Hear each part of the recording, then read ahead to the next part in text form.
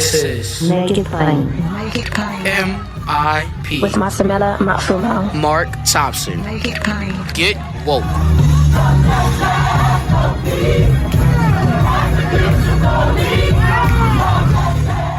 Ladies and gentlemen, certainly you have heard the news, the latest news about R. Kelly and the federal trial. Of course, there'll still be some local trials and what have you. A lot of conversation on social media about it. The largest and most powerful African-American online presence we have, of course, is with colorofchange.org, one of my favorite organizations. And they spoke up early on, and much of the pressure that they brought to bear through their supporters and followers forced RCA and Sony to drop R. Kelly in the first place. It'd be good to check in with them to see how they feel the effects of their work might have had an impact on all this, and to get Color of Change's reaction to the trial itself. We're happy to be joined here today by the Senior Director of the Media, Culture, and Economic Justice arm of Color of Change.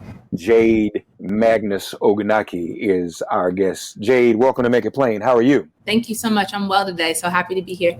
And it's a pleasure to have you as well. So first of all, Color of Change's reaction to the latest news and the trial. Yeah, so, at Color of Change, we ran our first campaign against R. Kelly in 2017. So Jim DeRogatis, the journalist who had initially broken the story around the child pornography tape in the early 2000s, had written an article in BuzzFeed highlighting that R. Kelly was still abusing and victimizing young Black women and girls. Immediately, we went out on a letter to RCA, demanding to meet with them and asking them to drop him. We met with RCA. They were not interested. And, a year later, Surviving R. Kelly on Lifetime dropped, and the conversation around R. Kelly became relevant again. And we were able to negotiate with RCA, and they dropped R. Kelly in January 2018. So in some ways, the trial, he was convicted of racketeering, sex trafficking, young Black women and girls. In some ways, it feels like a measure of accountability. I know that a lot of his victims have come forward and said that it does feel good. It feels like he's being held accountable. But, not sure if there's anything that could ever right the wrongs of the government, the police officers, police departments, and corporations who looked the other way for decades while R. Kelly sexually abused and violated young Black women and girls. Yeah. And this is not the end either. I mean, there are other charges he's facing, correct? Yeah. Yes, he is. I think he's facing the charges in Minnesota and Illinois, one child pornography case, and I believe one aggravated assault case. So this was the federal case, and he's going to be facing state cases as well. Maybe we give too much attention to noisiness, but it still kind of troubles me. You've had some people, even a couple of members of the Black Caucus, and of course Bill Cosby, he doesn't count, but he still said it. People already talking about, well, maybe he can rehabilitate himself. I just think that that's not only premature, but inappropriate. Yeah, I think the best of us want to believe in human redemption. I think that's a belief that many of us hold deeply. But it's no surprise that R. Kelly is convicted of sex trafficking, of abusing Black women and girls. And people's first thought is R. Kelly can be rehabilitated. Not like, so what about the dozens of Black women and girls who R. Kelly has abused for decades? Where's their rehabilitation? They need therapy. They need living wage jobs, and these are things that are usually out of reach for young Black women and girls, especially those who are low income. And so, I find it completely inappropriate. I know a lot of people have said R. Kelly has actually had 20 years to rehabilitate himself after he escaped by the skin of his teeth on the child pornography case in 2008. And, I think it has a lot to do with the focus on, patriarchy and the focus on men, and how in many ways we excuse so much violence due to the power of celebrity, the power of money, and power. And I don't think it's a surprise that it's only when R. Kelly is pretty much broke that he's finally able to be convicted. When he had money, he had the $1 million defense legal team, he got off. The judge of the case in 2008 threw a party for the prosecution and the defense, and so it's no surprise that, when he finally has lost his fortune is the time he's able to be convicted. But in terms of what you've witnessed and the great work Color of Change has done, numbers of people signed on to mute R. Kelly. But let's face it, this is a thing in our community. You still got some folks out here defending Bill Cosby. Yeah. And we know with our people it's complicated. Yeah. Because of the history of false witness against Black men. Yes. What are your thoughts about that? And can, just from your point of view, Jade, have you all noticed more people relieved for his conviction versus more people who are trying to defend him? Have you been able to gauge that? No, Okay. it's a total mixed bag. And, I think our community does have a long history. You hear the story of Emmett Till growing up as a young Black child, and you hear he was murdered and killed for whistling at a white woman, right? So there's a long history of Black men and Black people in general being burned at the stake for a false witness regarding sexual assault. I mean, I think the challenge with R. Kelly specifically is that there was a child pornography tape that was circulating. So many of the people who are defending R. Kelly saw that tape, and I do think that surviving R. Kelly was a culture shift. I think for a long, I grew up, I was in middle school when the child pornography tape first came out. I don't remember a single person standing up and saying, this man is guilty and he violated this 14-year-old girl. The conversation was all about, this young girl is fast. This young girl wanted it. She made it happen. He's a celebrity. He could have anyone. So it must be something that she did. And so the culture and the way that we're discussing gendered violence has really changed over the past few decades, but we still have a very long way to go. Yeah. Any Facebook article about R. Kelly in the case, there's people, again, shifting the blame. What about their parents? Should their parents be arrested? It's like, maybe we'll get there. But right now, let's focus on R. Kelly, the person who actually raped, tortured, and violated these young Black women and girls.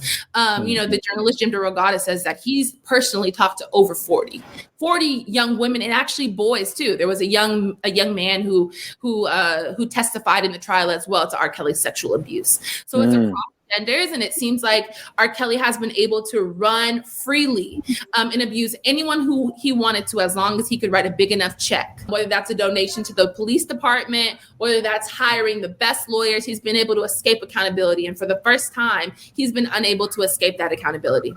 Yeah. And that is good news. Yeah, even Chuck D says, it just was baffling to me why people want to see. I think people want to see the good in people. I think particularly when you have someone who has made art that you really love, you want to see the positivity in them. You want to believe that they could be redeemed. And I think the challenge is that the focus has to be on the victims in this time. If anybody needs support and needs love, it's those victims, who many of them had to be anonymous because they have been receiving death threats. They can't go get a job because R. Kelly's, fans or employees will taunt them, subject them to violence. So it's painful as a Black woman to see so much care go to somebody who enacted so much violence and the victims receive none. Yeah.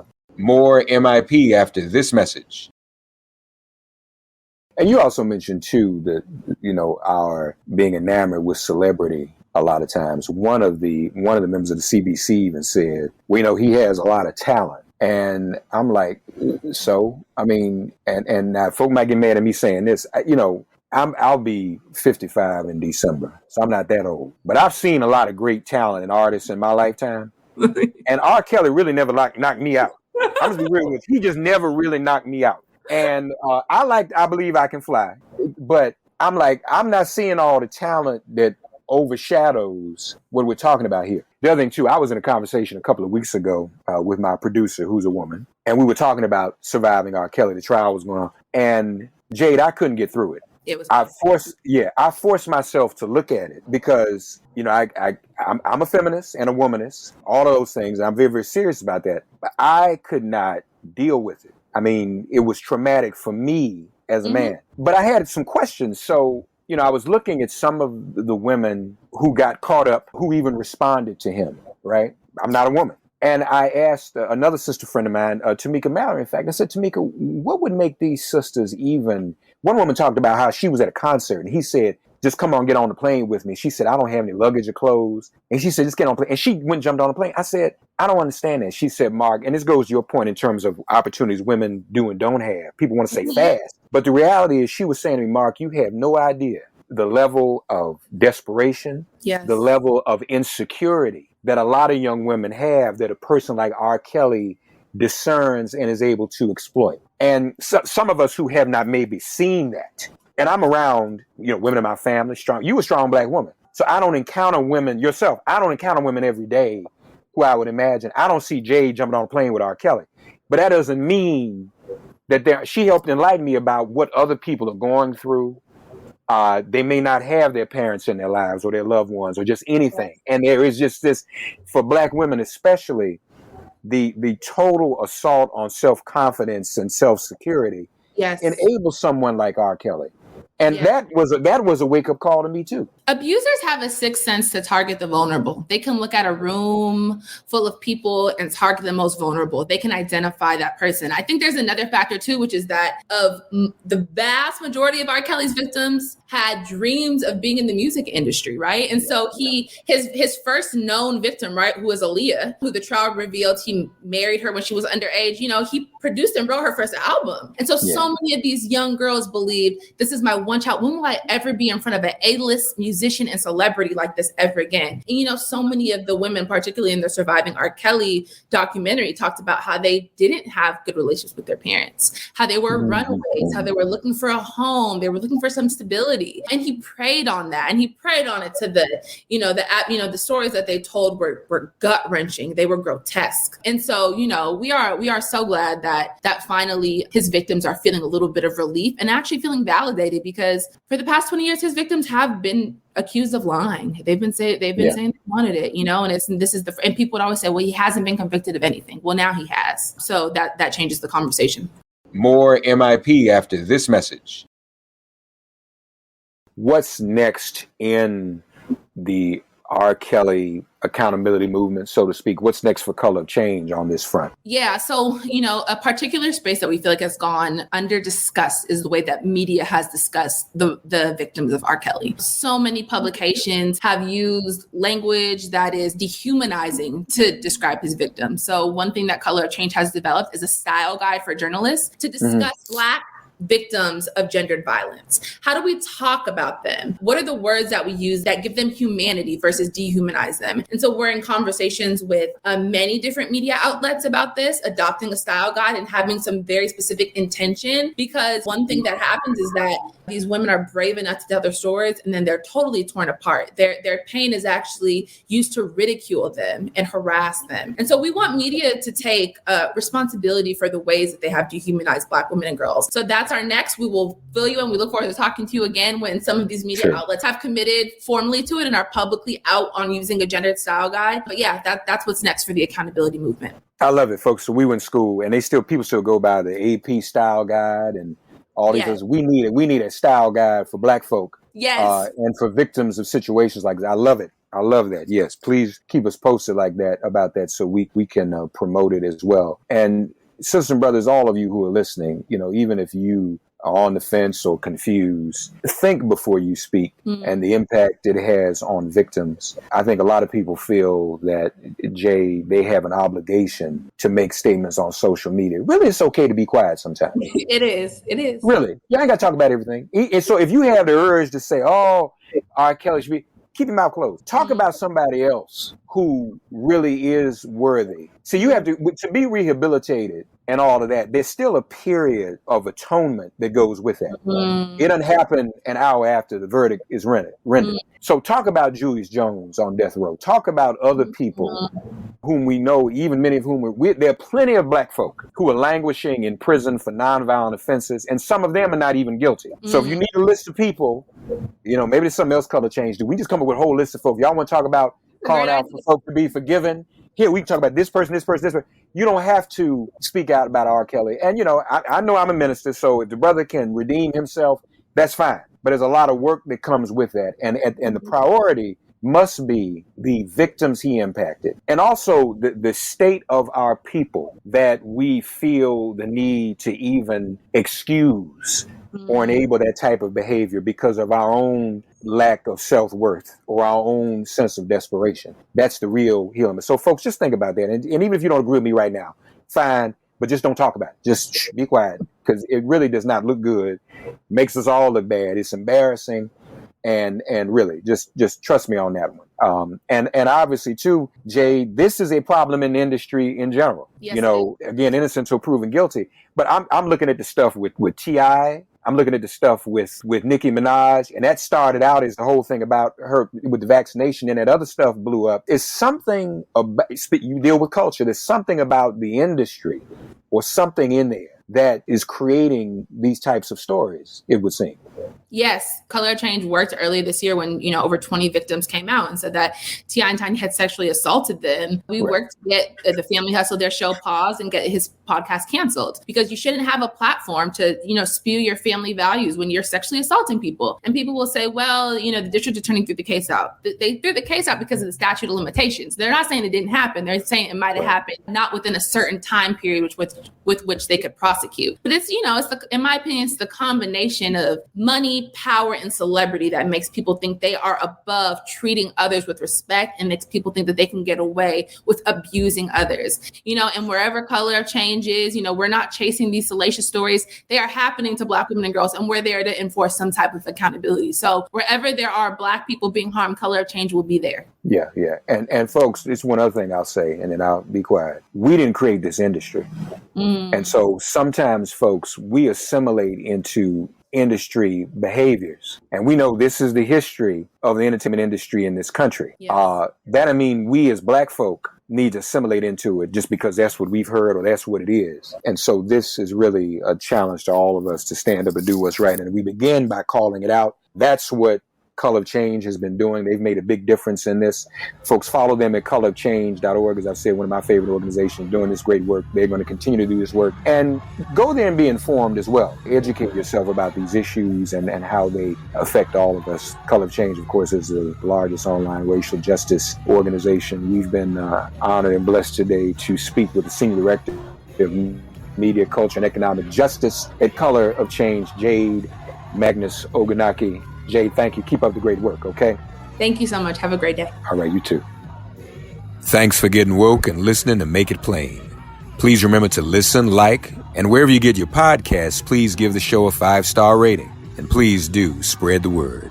Let's all continue to pray for each other during this pandemic and this police-demic. If all hearts and minds are clear, it has been made plain.